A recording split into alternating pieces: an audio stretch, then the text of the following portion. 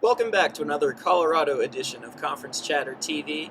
My name is Eric Sorrentino. I'm the KUSports.com Big 12 blogger, and today we are again recording live from the Mile High City in Denver, Colorado, previewing the 12th week of action in the Big 12 for this college football season. I'll see here if I can improve upon my 66-19 record on the year.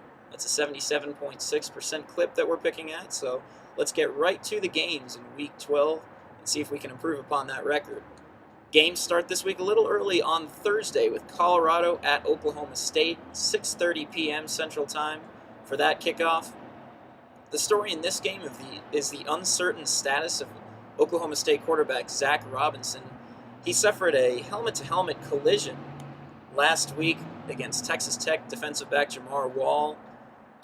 Robinson, prior to that, had started 34, including last weekend, had started 34 straight games. So Mike Gundy earlier this week said that he expected Robinson to play, but his status does remain in question. You know, if I'm the Cowboys, there's really no need to rush him back. This is a game that Oklahoma State should win at home. And then, of course, next week you have Bedlam at Oklahoma. You're going to want to have Zach Robinson at full strength for that game. And, you know, I am recording in Colorado, but I have to apologize here to the locals because I have to go with Oklahoma State in this game. You know, and again, there's really no need to rush Robinson back if he's not 100% because you look at Colorado on the road, and this is a team that's 0-5 on the road this season. This is a team that's lost its last 10 games on the road. Oklahoma State, with or without Zach Robinson, should prevail in this game in Stillwater. So I'm going with the Cowboys in that game on Thursday. The rest of the games will take place on Saturday, starting with Oklahoma at Texas Tech at 11:30 a.m. You would think with this game that it may favor Texas Tech when you consider the following. The Red Raiders have won the past 2 times against OU in Lubbock, 2007 and then back again to 2005. And this season, the Sooners are really struggling outside of Norman. They are 1-4 this year in games played outside of Norman. That said, give me Oklahoma in this game. Give me the 5th best scoring defense in the country, which gives up only 12 points per game. I think the Sooners prevail here and break their curse in Lubbock these past 2 years of losing down there. And you look at Texas Tech, they're still kind of unsure at the quarterback position. You had Taylor Potts and Steven Sheffield both playing last weekend against Oklahoma State. You had Mike Leach admitting that he should not have pulled Taylor Potts in last week's game. And it seems like Tech can't really get a grasp on one quarterback for their system, which is a rarity under the years of Mike Leach. And then I just love the momentum that Oklahoma is riding after that 65-10 beatdown of Texas A&M. I think that the Sooners prevail there, despite the fact that it will be in Lubbock. Next game on the slate is Iowa State at Missouri, 1 p.m. kickoff. In my opinion, Paul Rhodes, the coach of Iowa State, is in the running for Big 12 Coach of the Year. Iowa State, 6-5 overall, 3-4 in the Big 12. This is a team that went 0-8 in conference last season.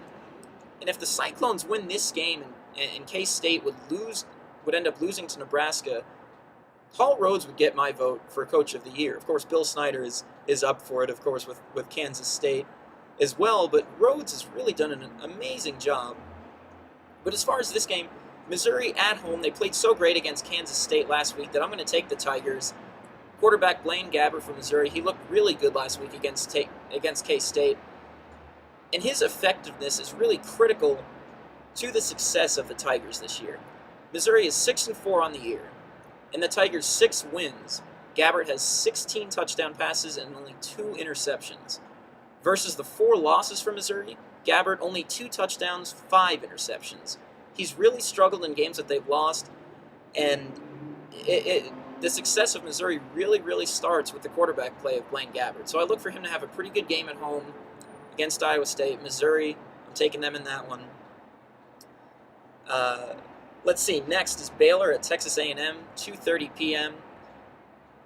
If Texas A&M wants the chance to play in a bowl game, it must win this week because they're not winning next week against Texas as far as I'm concerned.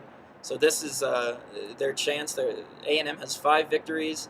They're at home against Baylor. I'm taking the Aggies to win this game against Baylor and become bowl eligible. After that, it's K-State at Nebraska, 6:45 p.m.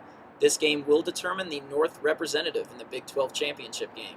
Nebraska enters at 4-2, while K-State is 4-3. And if K-State wins this game, Bill Snyder should be the consensus Big 12 Coach of the Year, just based on where they were from, what they looked like last season, the level that Bill Snyder has this team playing at. It's unbelievable when you consider they have the same personnel, as I've mentioned before, or most of the same personnel last year that Ron Prince had. This is a huge game for K-State. Win this and go to the Big 12 championship. If you lose, you finish the year 6-6, which would not make them bowl eligible because of those 6 wins. 2 of them came against FCS opponents. So K-State, this is pretty much a make-or-break game for them, Win in advance or lose and go home. So we'll see how this one turns out. I like Nebraska. I'm going to take the Huskers at home. They're winners of 3 straight. They'll have that home crowd with them. Give me that third-ranked defense overall with only 11 points allowed per game. I'm taking Nebraska in this. I was thinking about the Big 12 North. When you think about all the teams that are in that division, Nebraska's defense is really the only elite offensive or defensive unit in the division. You look at the rest of the teams, nothing really stands out. KU's offense certainly stood out, but they've been struggling this year as well. So as far as I'm concerned, that's not an elite unit. Nebraska's defense is elite. It would be kind of interesting for Nebraska and Texas to face each other in the Big 12 championship game. They have not faced each other this year. So I'm thinking Nebraska's going to win this game at home and advance to face Texas in the Big 12 championship.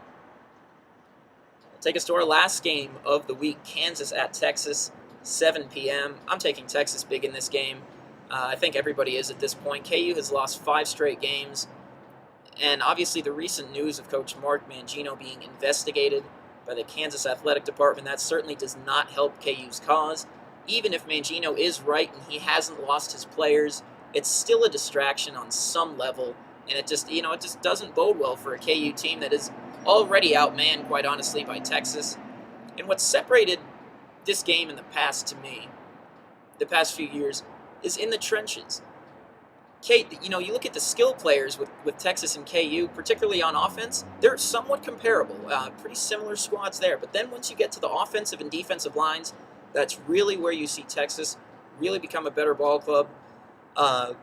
Last year, 35-7, Texas won the game in Lawrence against KU, 4 sacks on quarterback Todd Reesing, and you really saw in the trenches, Texas is just a different team than Kansas is. This year, should be no different in that regard. Texas didn't really even have that great of a defense last year, and they still handled KU and Lawrence pretty handedly. This year, Texas has a top 10 defense in the country. They're playing really well. Will Muschamp is doing a great job with the Horns defense.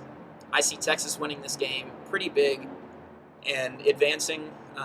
That'll pretty much leave Texas with Texas A&M on the road for the final game for the Horns before they play in the Big 12 championship game. So I look for Texas to win that one big over Kansas.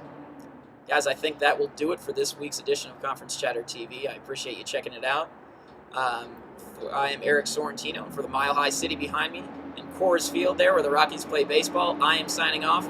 As usual, I'll be back this weekend to reflect on the games. Until then, take care, guys.